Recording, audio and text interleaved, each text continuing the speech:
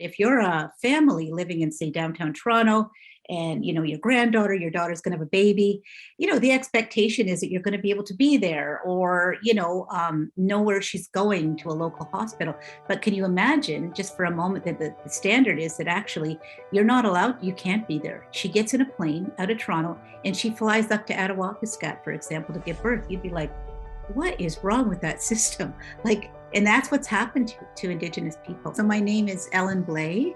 I also use the word Ganikajija, which is my spirit name, Little Flower, and I work at the Association of Ontario Midwives, and as the Director of Indigenous Midwifery here. If you go back to Indigenous communities, time before time, there were midwives. So in community, Indigenous midwives, they still take excellent clinical care of the prenatal period, the birth, and the postpartum. But back in the day, childbirth became medicalized, and it was taken, the midwifery care was taken away from us, and it was brought into the physician scope of practice, and they really kind of sidelined midwives. And we're reclaiming that important role in Indigenous communities now. Our team leads the policy and government work at the association, and we aim our work at the growth of Indigenous midwifery in Indigenous communities. So we started out with 3 or 4 Indigenous midwifery practices, and we now have over 10 in Ontario.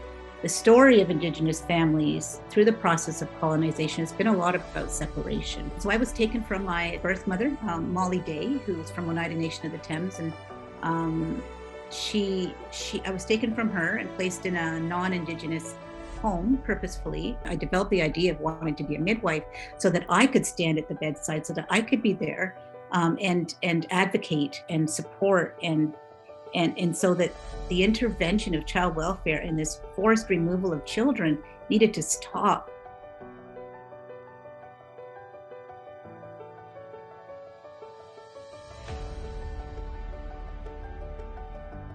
So I thought I'll do my little thing to figure out how we can make things more like just it improved for Indigenous women, so that wasn't something, so they could have agency for themselves to make those decisions. Of course, it's an incredible honor to be the first recipient of this award. In accepting the award, where I turn my thoughts is to all of the Indigenous, the Aboriginal, the Haudenosaunee, the Anishinaabe, the First Nations, Cree, Métis, and Inuit midwives out there, and the birth workers that are doing this work. It makes sense to me that this award starts with birth, because this is a place you're birthing. The creation of the award and the birth of the babies in our community are going to lead to healthier outcomes. So I really appreciate that very much, and I want to thank the Jack Layton legacy.